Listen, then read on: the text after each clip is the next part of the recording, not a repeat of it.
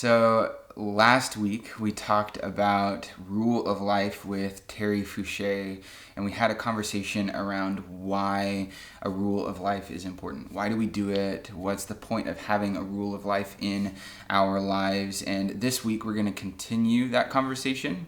But we're going to focus in on the how. How do we actually incorporate a rule of life into our lives? What does this practically look like? But before we get there, there's a few things that I thought might be important for us to touch on.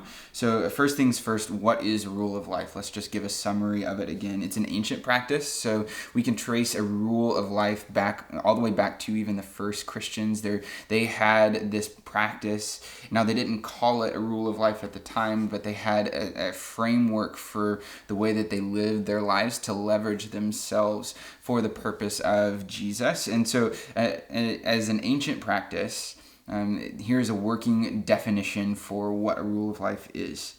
It is a way of leveraging our lives to accomplish what we can't do on our own. It's practicing what we can do in order to accomplish what we can't do.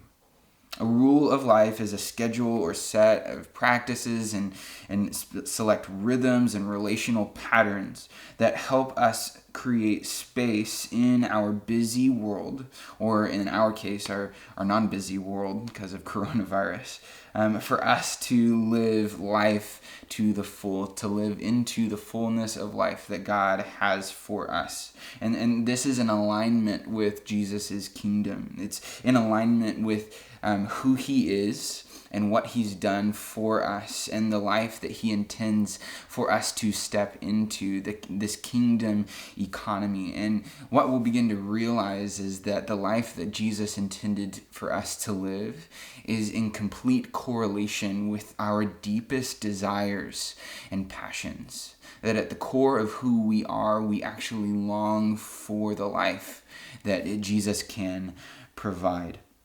Here's a few quotes that came from last week when I was talking to Terry. He said, quoting Dallas Willard, "Grace is opposed to earning, not effort." There's unmerited favor.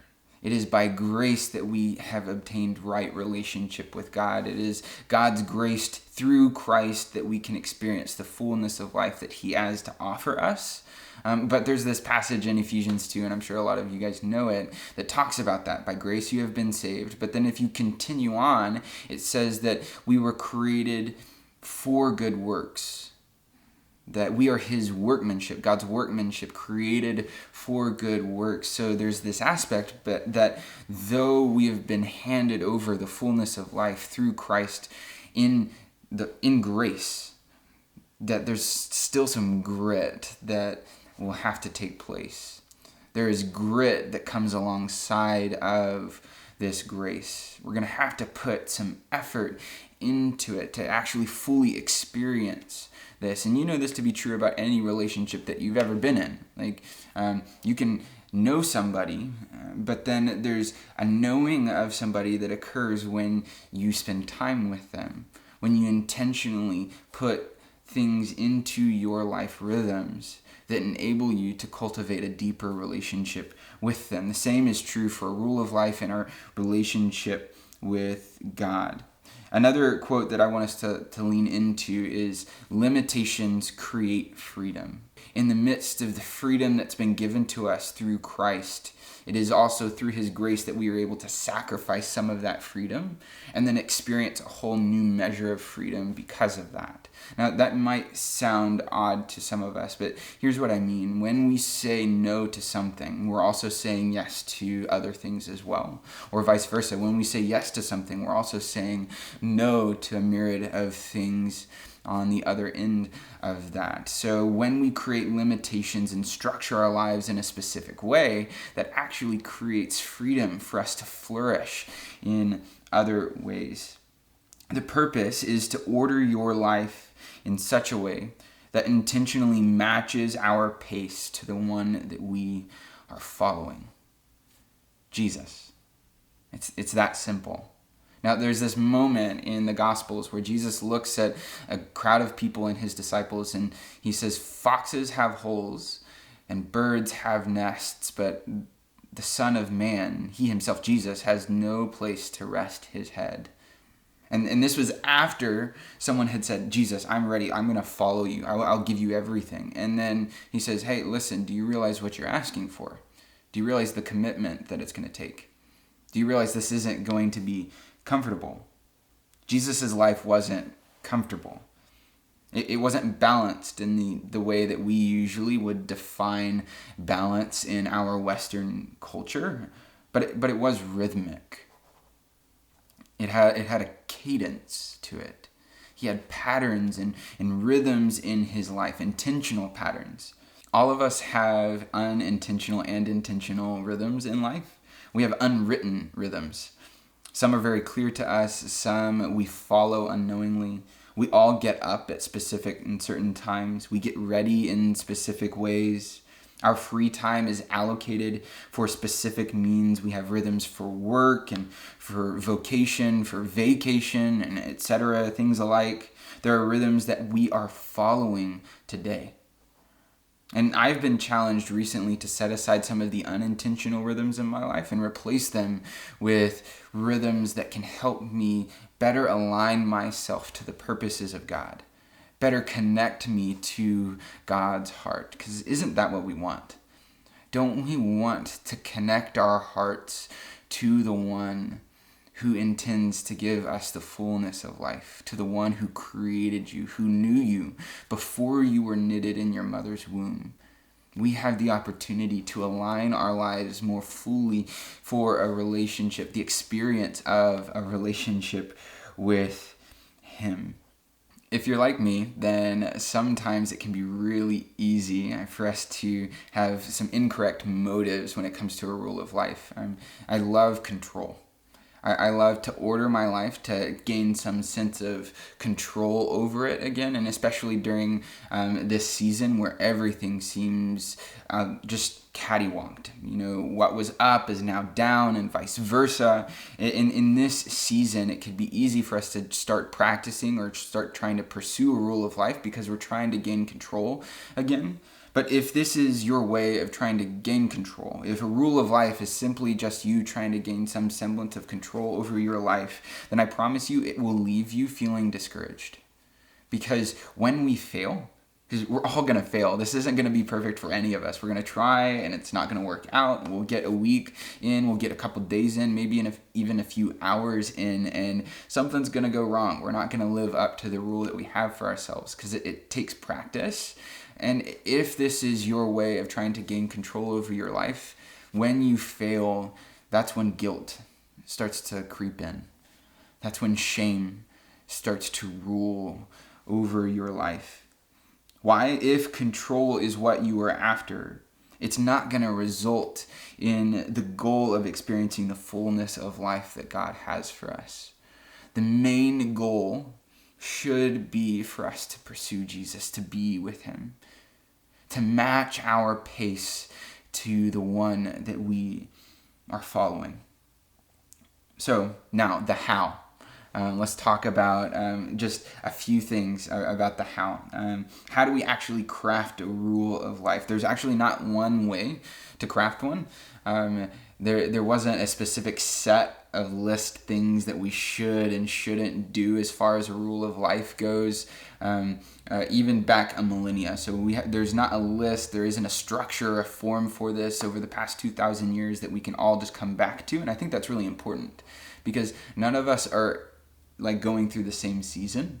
We're all experiencing different things. We all have different aptitudes, different personalities. There are, however, a few best practices that would be helpful to incorporate. So like prayer, Bible reading, Sabbath, rest, etc. But there's no one-size-fits-all approach. So, I mean, literally just do it however you want. You could do it with a group of people. You could decide to do a rule of life on your own. You could start with a spreadsheet and fill it out, or you could go to your journal, or you could take out a canvas and paint your rule of life. I want us to be creative with this. Let this be your rule of life, or maybe not. Maybe it's our rule of life, whatever direction you think you want to take with this. There's not one size that fits all for us. So what should we do as we consider crafting our rule of life? Above all, don't forget that a rule of life is a means to an end.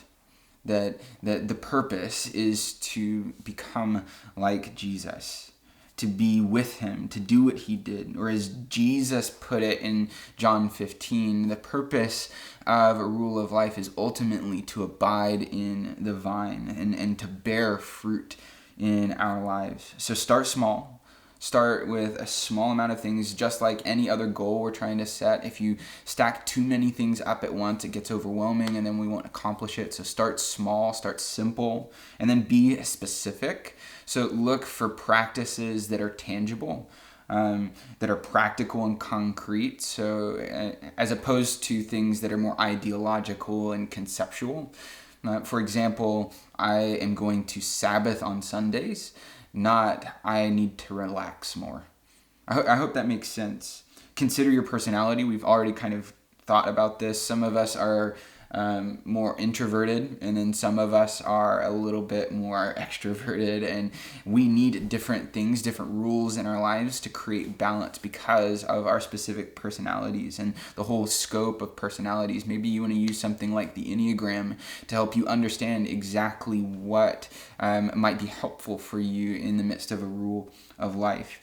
Keep a healthy balance of structure and spontaneity. I like to use the phrase play and purpose for this idea. I have a tendency to love long form conversations, having deep talks about theological, philosophical things, and I can go on for hours. I just eat that up. So when I think of discipleship, I typically think of the one-on-one, intentional practice, relational piece where we're sitting at coffee shops and it's more teaching form, back and forth, as opposed to life on life, rubbing up against each other, just having conversations throughout the week and doing normal everyday things with each other, having fun, going golfing with each other, eating meals together. So there's play and there's purpose, and we're going to lean one way or the other and recognize that we need a healthy balance of both for this to be effective in our lives. And lastly, remember that a rule of life is a working document. There's going to be moments that we need to go back to the document and work on it a little bit more, add something to it, maybe scrap it entirely or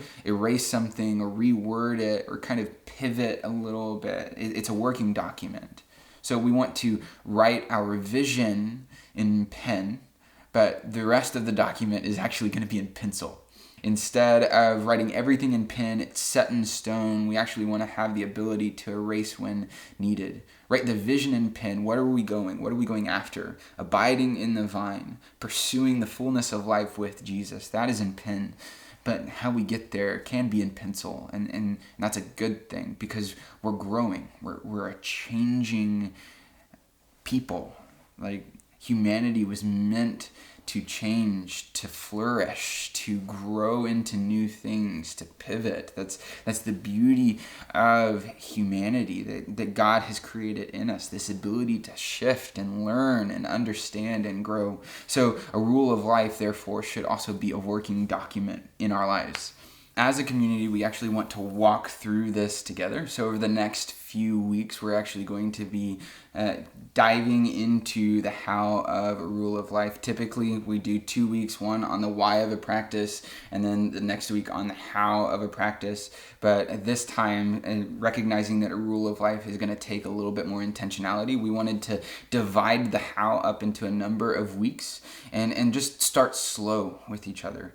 And we've divided it up into a few different categories, and each week we'll hit one of those categories and just talk about it and learn from it, and then begin to stack these habits on top of each other. And hopefully by the end of this, we'll all have created and crafted some sense of a rule of life. Now, you can pick and choose the different categories. Again, this is a personal document that's going to make sense mostly for your life. So this isn't a copy and paste moment for all of us, but we thought it might be helpful for us to categorize it so that we can get our brains working in a specific direction. So the categories for the next few weeks are abiding, mind, body, relationships, rest, then 6, work and money, And then 7, gospel and hospitality. So I'll say those one more time for us. Abiding, mind, body, relationships, rest, work and money, and then gospel and hospitality. So this week, we're actually going to shortly touch on the first category, abiding.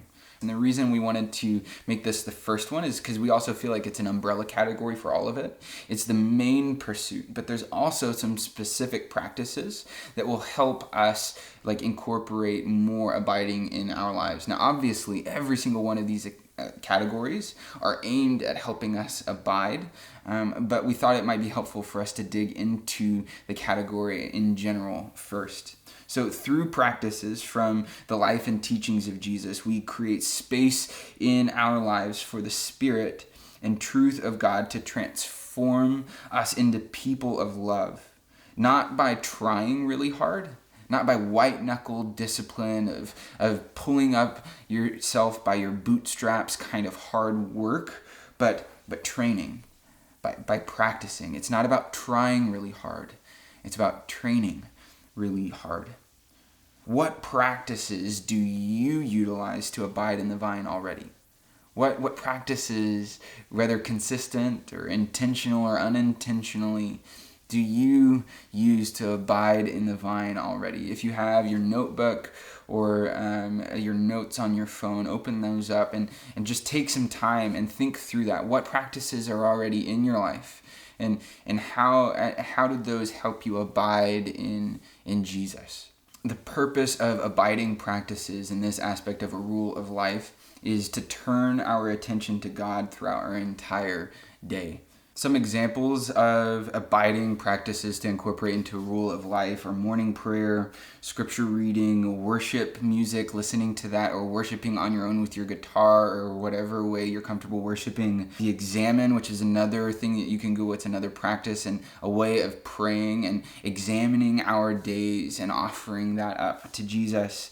There's Sabbath, fasting, silence, and solitude, which we've talked about. A baseline recommended practice would be to commit to daily quiet time away from your phone with it turned off in another room, a weekly Sabbath where you're actually stopping and resting and enjoying time with the Lord, and then church on Sunday. If you're new to this practice, and most of us aren't, but most of us have some sort of engagement with the abiding disciplines, but I've also recognized, at least in my own life, they're not always as consistent as we'd like for them to be.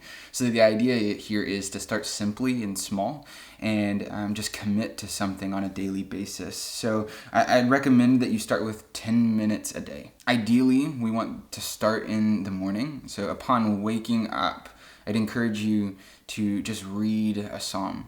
As a community, we're going to commit to reading one psalm a day together. And it doesn't matter where you start. Some people have a system in place and they divide the psalms up through 3 months. There's 150 different psalms.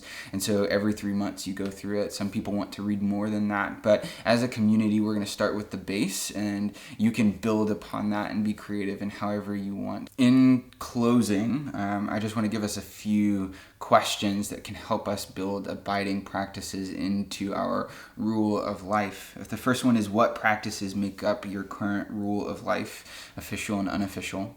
And then the second one is, what practices would you like to add in, cut out, or change? So don't forget, start small, give yourself grace, and have fun, be creative. Thank you so much for listening. Next week we will talk about the category of mind and dig into our rule of life a little bit more.